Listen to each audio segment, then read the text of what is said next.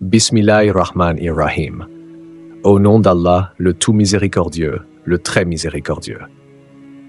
Assalamu alaikum wa rahmatullahi wa barakatuh, chers frères et sœurs.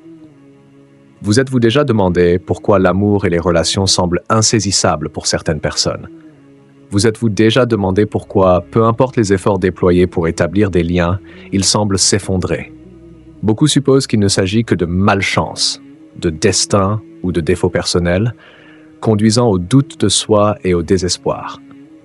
Mais si je vous disais que ce n'est ni une malchance ni une malédiction, et si c'était en réalité une forme de protection divine et de miséricorde d'Allah? Imam Ash-Shafi'i, qu'Allah lui fasse miséricorde, a dit d'une fois: « Si vous saviez comment Allah gère vos affaires pour vous, votre cœur fondrait d'amour pour lui. » Cette déclaration profonde met en lumière une vérité importante. La sagesse d'Allah dépasse notre compréhension.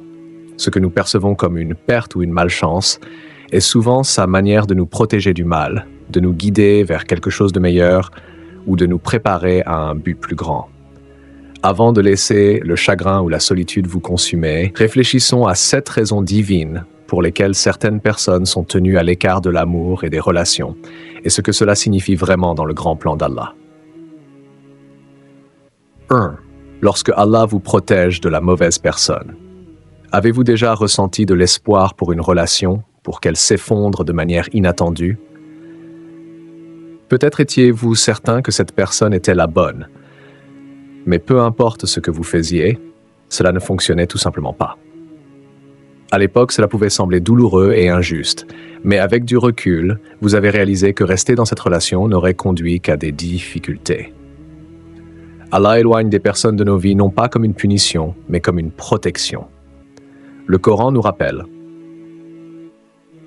« Il se peut que vous détestiez une chose alors qu'elle est un bien pour vous, et il se peut que vous aimiez une chose alors qu'elle est mauvaise pour vous. Et Allah sait, alors que vous ne savez pas. »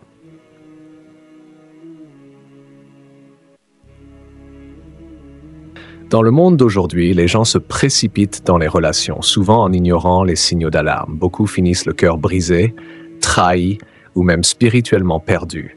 Parfois, lorsque les choses ne se passent pas comme prévu, c'est parce qu'Allah vous protège de quelque chose de nuisible. Au lieu de demander « Pourquoi cela m'est-il arrivé ?», demandez « De quoi Allah me protège-t-il ?» Car plus vite vous embrasserez la sagesse d'Allah, plus vite vous trouverez la paix. 2. Lorsque Allah vous protège de ce qui pourrait corrompre votre foi.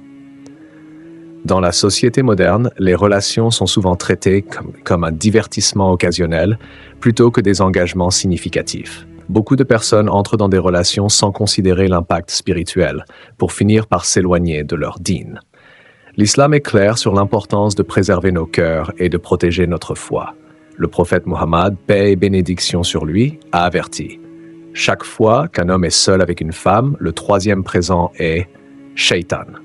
Sunan at-Tirmidhi, Denis 65, authentifié par Al-Albani. Beaucoup de gens sous-estiment cette réalité. Ils supposent que tant qu'ils ont de bonnes intentions, ils seront en sécurité. Mais combien de fois avons-nous vu des personnes compromettre leurs valeurs, sacrifier leur estime de soi et s'éloigner d'Allah juste pour maintenir une relation? Si l'amour semble insaisissable, c'est peut-être parce qu'Allah protège votre cœur de la corruption. Il sait que le mauvais amour peut mener à la destruction, tandis que le bon amour, basé sur la foi et la droiture, vous rapprochera de lui.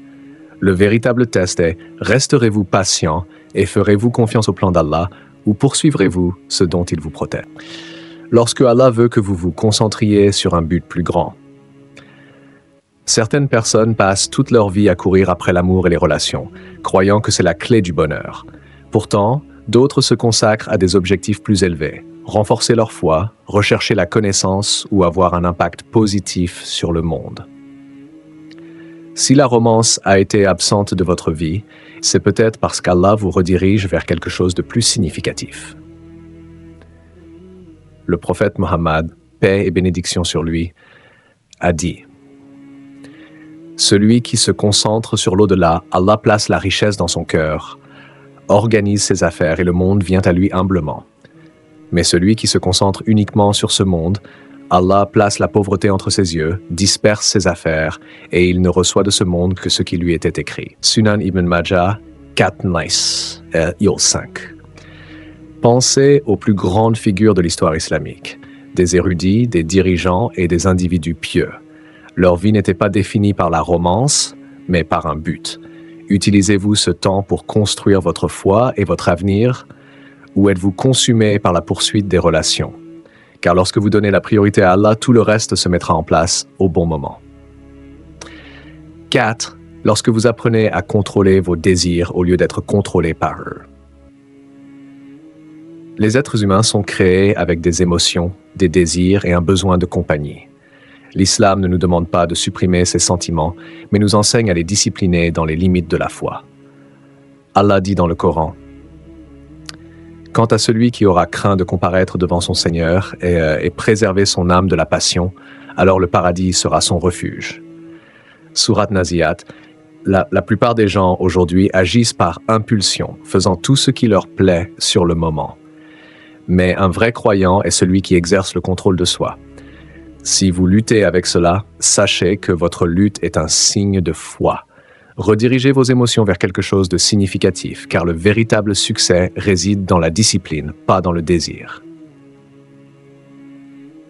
5. Lorsque Allah vous enseigne que l'accomplissement véritable vient de lui. Beaucoup de personnes croient qu'elles ont besoin d'une relation pour se sentir complètes. Elles recherchent la validation des autres sans se rendre compte que leur véritable accomplissement vient d'Allah. Le prophète Mohammed, paix et bénédiction sur lui, a dit: celui qui recherche l'agrément d'Allah au prix du mécontentement des gens, Allah sera satisfait de lui et fera en sorte que les gens soient satisfaits de lui. Mais celui qui cherche à plaire aux gens au prix du mécontentement d'Allah, Allah sera mécontent de lui et fera en sorte que les gens soient mécontents de lui aussi. Authentifié par Albani. Au lieu de désirer l'amour humain, construisez d'abord votre lien avec Allah. Aucune relation n'apportera jamais la paix que procure la connaissance de votre Seigneur. 6. Lorsque vous êtes préparé à quelque chose de plus grand, le rejet n'est pas toujours une perte. Parfois, c'est une préparation à quelque chose de bien plus grand. Le prophète Mohammed, paix et bénédiction sur lui, a dit: aucun serviteur d'Allah ne croira véritablement tant qu'il ne croira pas au cadre, décret divin, tant au bien qu'au mal, et jusqu'à ce qu'il sache que ce qu'il a atteint n'allait jamais le manquer et que ce qu'il a manqué n'était jamais destiné à l'atteindre. Sunan at-Tirmidhi, Tonkarar Albani. Allah éloigne les distractions de votre vie pour vous préparer à quelque chose de mieux. 7. Lorsque votre patience est votre plus grand test. La patience n'est pas seulement une question d'attente, c'est une question de confiance dans le timing d'Allah. Le prophète Mohammed, paix et bénédiction sur lui, a dit: celui qui reste patient, Allah le rendra patient. Et personne n'a reçu un don meilleur et plus vaste que la patience. Conclusion.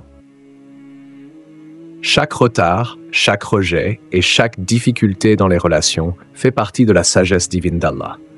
Faites-lui confiance et vous ne serez jamais déçus.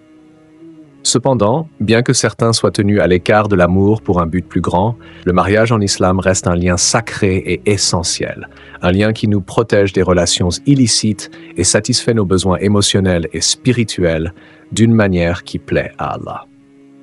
Le prophète Mohammed, paix et bénédiction sur lui, a dit: ô jeunes gens, que celui d'entre vous qui en a les moyens se marie, car cela est plus efficace pour baisser le regard et préserver la chasteté. Et que celui qui n'en a pas les moyens jeûne, car cela sera pour lui un bouclier. Sahih Bukhari 5,65. Si Allah vous a tenu éloigné de l'amour pour l'instant, utilisez ce temps pour grandir dans la foi, vous préparez un mariage pieux, et faites confiance qu'au moment venu, il vous enverra ce qu'il y a de mieux. Si ce message vous a touché, commentez. Ya Allah, accorde-moi ce qui est le meilleur pour mon din et ma dunya. Et n'oubliez pas de liker, de partager et de vous abonner à la chaîne. Soyez un moyen de guidance et peut-être qu'à travers vous, le cœur de quelqu'un reviendra à Allah. Puisse Allah nous bénir avec la patience, la sagesse et des époux pieux qui nous rapprochent de lui. Amin. Assalamu alaikum wa rahmatullahi wa barakatuh.